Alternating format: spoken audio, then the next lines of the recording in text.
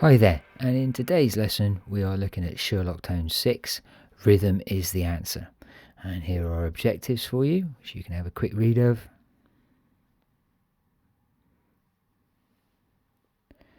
And this is all building on what we did in Year 7 with bug beats, and we're going to explain some of the funny little squiggles to you and why they're important. We call them rests. So there's the bug beat table, which you should be familiar with. You did it in your milestone in your second half term. Now, just as a bit of retrieval, you've got a slug there. Slug has one syllable in it. So if you had 4 slugs in a row, you would go slug, slug, slug, slug, or. And then spider would be spider. Caterpillar would be caterpillar. Very easy. Rests are silent claps. Now we have to measure and give them the right amount of duration so that everything lines up, particularly when you've got other musicians playing at the same time. Because if we didn't get those rests right, music wouldn't make sense. I've got a very handsome willing volunteer here to show you what they would actually look like. Slug, spider, caterpillar, spy hopper, worm. So on this table here you can see which squiggle goes with which bit of notation. So your slug, which is a full note with a single tail, becomes one of these for its rest symbol. So if you saw that, you would do a bit of silence that lasts exactly for that amount of time. Now here is a spider. Its symbol for a half beat rest is this. It looks like a 7 type thing. And what you would do is you'd be silent for the spy part of the bug beat, but you would clap the D. A set of semiquavers here. Now these are one slug divided into 4 equal parts. And the rhythm you're going to need for today's exercise is this one here. So you would be silent for the ka part of the bug beat and you would clap to pillar. Now this one's interesting because we have a single tail on this one, if you look in there, which means it's the same as that. So its duration is exactly the same as a spy. And so instead of having a grasshopper, we're going to use this new insect which I just invented called a spy hopper. And that's because this value is exactly the same as that value. They both have the same duration. So we're going to use the same rest symbol. And then the hopper here would go on the end. And then the one which actually everybody thinks is the easiest, but is actually the one that catches everybody out the most, is the worm. And that one is a 2-beat one, so you would have to go worm.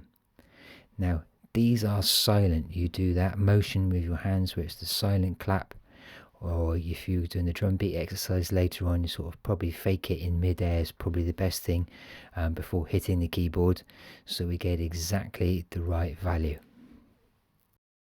So the first practical exercise that you guys are going to do for me is show that you can match the cymbals to the bug beats, including our new silent bug beats, which are rests. So I've done an example for you here to have a look at, and this should have been emailed to you via Sims Engagement, and it is available in the class files in Teams as well.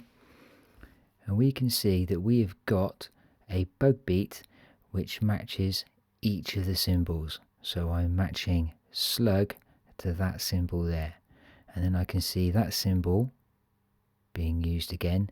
So I've made sure when I've typed stuff in, it lines up exactly. And then we've got our first new silent bug beat, the rest. Okay, and it's a double one on top. Now this is your only option today. It is a silent semiquaver, and I've tried really hard to make sure that the silent clap, the silent part of the bug beat, the ka, is still in brackets, and it lines up exactly with the symbol. And then the same for each of the rest of the syllables, they all line up. And then I've got my first funny little squiggle here, and if I check, that is a silent slug. So I put it in brackets and I write it there. Right, I'll demonstrate number 1 for you, or the very beginning of it, and then you guys are going to do the rest of these questions before we go on to page 2 for yourselves. So, what have we got here? I can see that I've got a full note, so it's not worm. I've got a single tail upwards, and it's got a single beam across the top, so it's got to be a spider. So I would just tap along, I would go spy, and then the D has got to match with this bump here, and then I go along and I check which one this is.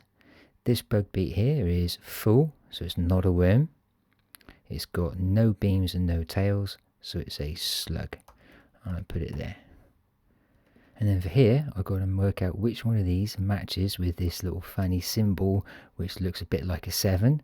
So it's either spider or spy hopper. And I can see that I've got double beams afterwards in this one here. So this one is a spy hopper. Now it's really important because that's a rest that the spy goes in brackets, and then the per goes there, and then I've got a normal bug beat. It's a full one with a single tail, no beams, slug. Okay, so that's plenty of examples there for you to sort of go through. You've got 4 examples I think you guys need to have a go at, and once we get the hang of those, I'll check in with you in a minute. We will do the bug beat exercises using a drum kit on a website that I found for you. So for part 2 of the lesson, and as your homework, you guys are going to need an account with BandLab. So bandlab.com, and please use your school email and your school password to sign up if you haven't done stuff before. And what we're going to do is use the rhythms on page 2 of the Word document, Sherlock Tones 6. Rhythm is the answer, to create a syncopated drum beat. Once you've got an account and you've logged in, you go to create here, and then what happens is, I know we're doing like drum beats, but please use instruments, and we go there, and what we're going to do is we're going to have this one channel here, and we're going to tell it what sound to make by using this button here. And I want you to go to drum kits, and you can choose a different kit if you like. Okay, and I think I'm just going to stick with classic rock for the time being. Now this is really funky. All of these different letters match with the different sounds, and you'll see in the Sherlock Tones 6 document I've said key S, for example, for the kick drum, and we're going to use the different letters to create different sounds. Now your job is to do a couple of things before we make any noises whatsoever. First off, please slow the BPM down to 90. So I'm looking here, I've double clicked, 90, enter. The next thing we'd like you to do, please, is turn on the metronome, which is this button here, and you'll get this really lovely sound when you press spacebar.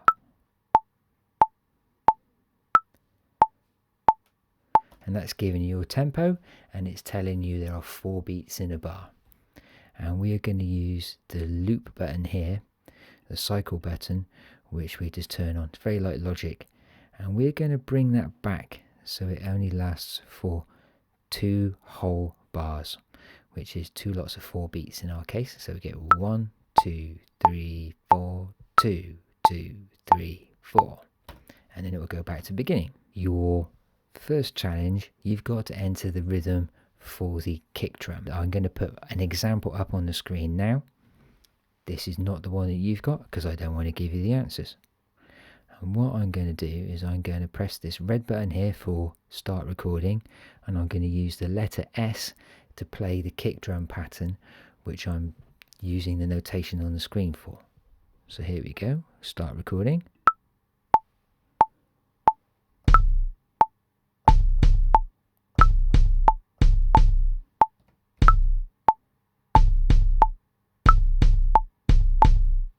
Once we've done that and we're happy with it, what we can do is then add a new instrument for the snare drum. So I'm going to go to Add Track, I'm going to Instruments, and this time I'm going to tell it, click on the symbol of a piano here, to be the same drum kit again. I'm going to stick with classic rock, and I would add the rhythm for the snare drum, and I record it exactly the same way. We don't need to change the loop now, and we don't need to change the tempo because everything's in place. And we will record on top, so something like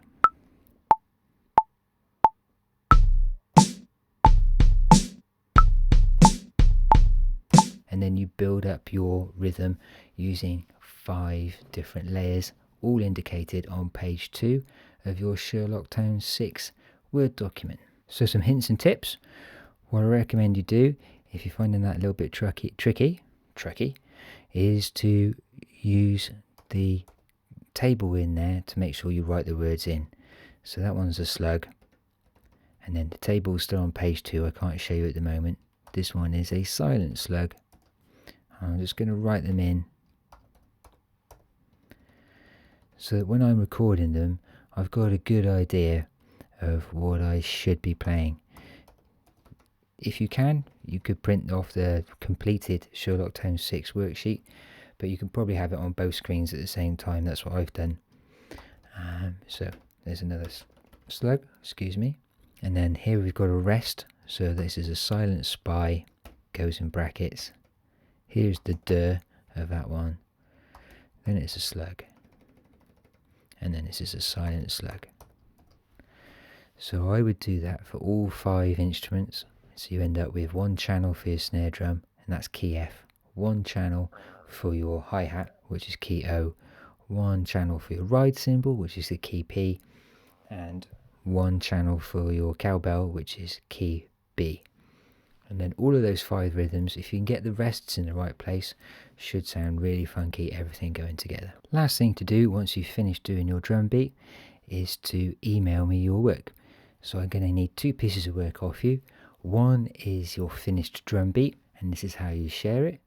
You go to the green button in the top right hand corner which says Publish, and then you put your name, including your surname, and preferably which group you're in, like 8HO for example, in the project name. And then we obviously have to say explicit content stays off, because there's not going to be any problems, is there, boys?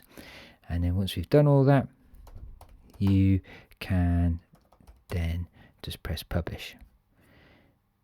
This then, the mix that you've created, cut and paste it into an email to me, and then also attach your Sherlock Tones 6 worksheet, and I will have a read of your worksheets and a listen to your drum beats and see if you've got everything right, and I'll give you some feedback on it as well. See the school website for my email address.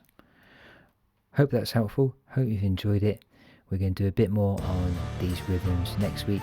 I'll be doing another YouTube tutorial for you to make sure that you can keep going back over and over and over things.